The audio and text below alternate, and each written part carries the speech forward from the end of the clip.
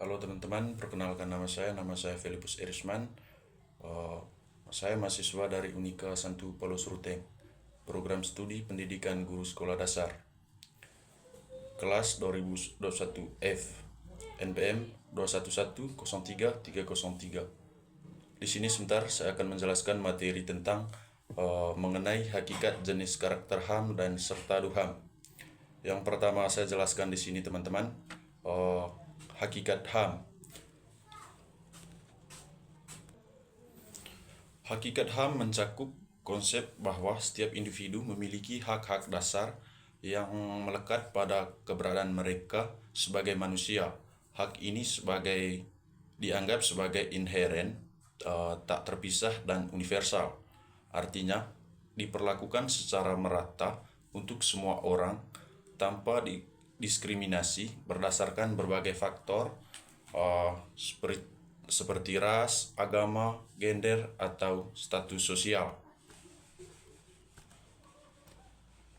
Terdapat beberapa prinsip yang harus diperhatikan dalam hakikat hak asasi manusia. Di sini sebentar ada beberapa hakikat hak asasi manusia. Yang pertama, kesetaraan dan martabat. Kesetaraan martabat ini adalah hak asasi manusia menekankan kesetaraan semua individu tanpa memandang perbedaan apapun. Setiap orang memiliki martabat yang harus dihormati. Dan yang kedua adalah universalitas. Hak asasi manusia berlaku untuk semua orang di seluruh dunia, tidak tergantung pada kebangsaan, kebudayaan, atau kondisi sosial ekonomi. Dan yang ketiga adalah inherensi. Hak asasi manusia dianggap sebagai bagian tak terpisahkan dari keberadaan manusia. Mereka lahir bersamaan dengan kehidupan manusia dan tidak dapat dicabut.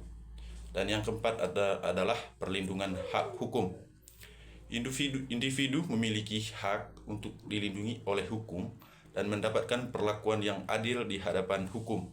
Hak ini mencakup hak atas kebebasan pribadi, kebebasan berbicara, dan keadilan.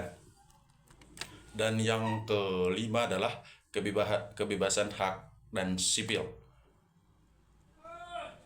Hak asasi manusia melibatkan kebebasan individu seperti kebebasan beragama, berpendapat, dan berkumpul, serta hak sipil seperti hak atas kehidupan dan keamanan pribadi.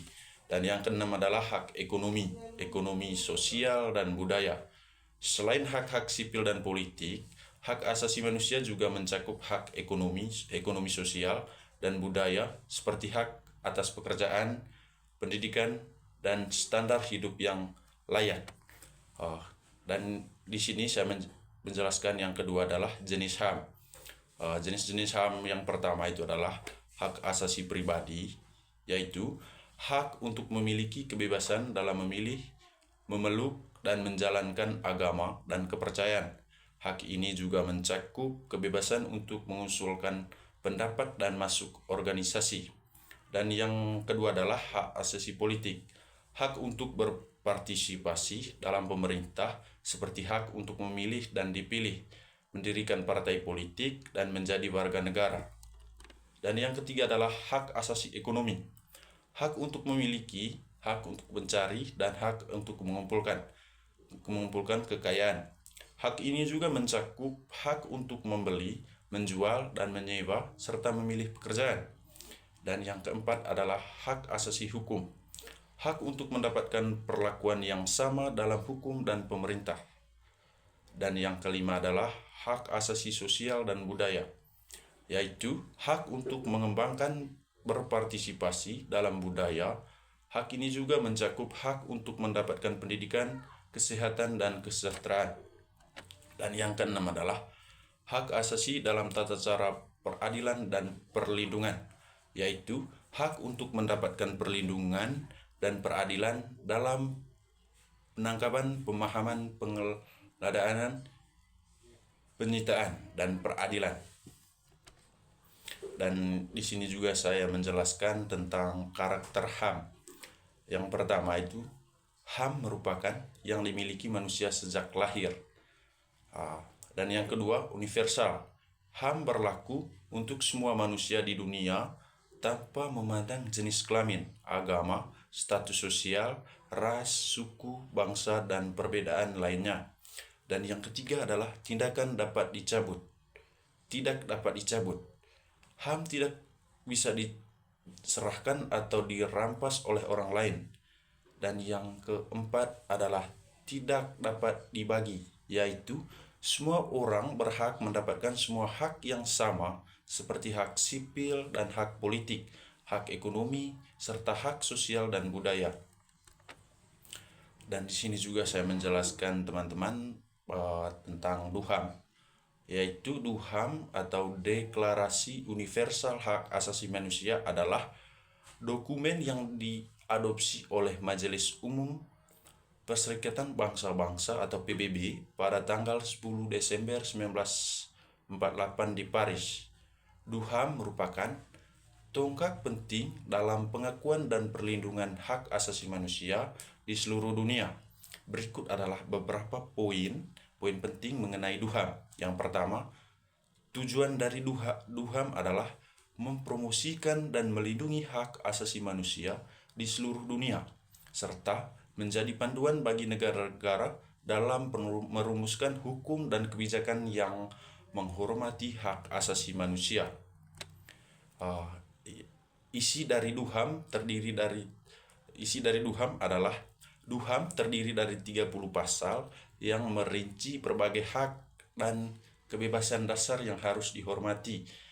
Ini mencakup hak-hak sipil, politik, ekonomi, sosial, dan budaya.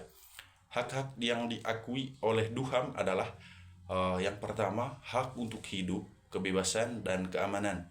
Yang kedua adalah hak atas kebebasan berpikir, keyakinan, dan berekspresi. Dan yang ketiga adalah hak untuk berpartisipasi dalam pemerintahan. Dan yang keempat adalah hak atas pendidikan dan pekerjaan. Di sini juga saya menjelaskan tentang karakteristik DUHAM. Yang DUHAM bersifat universal, tidak dapat dicabut dan saling terkait. Ini mencerminkan komitmen global untuk menghormati martabat manusia. Pengaruh dari DUHAM adalah DUHAM menjadi dasar bagi banyak instrumen hukum internasional dan regional mengenai hak asasi manusia, serta menjadi referensi bagi negara-negara dalam merumuskan undang-undang hak asasi manusia. Pentingnya DUHAM adalah berfungsi sebagai standar internasional untuk perlindungan hak asasi manusia dan sebagai alat untuk menuntut pertanggungjawaban ketika hak-hak tersebut dilanggar. Oke, baik teman-teman, itu saja penyampaian materi dari saya. Sekian dan terima kasih.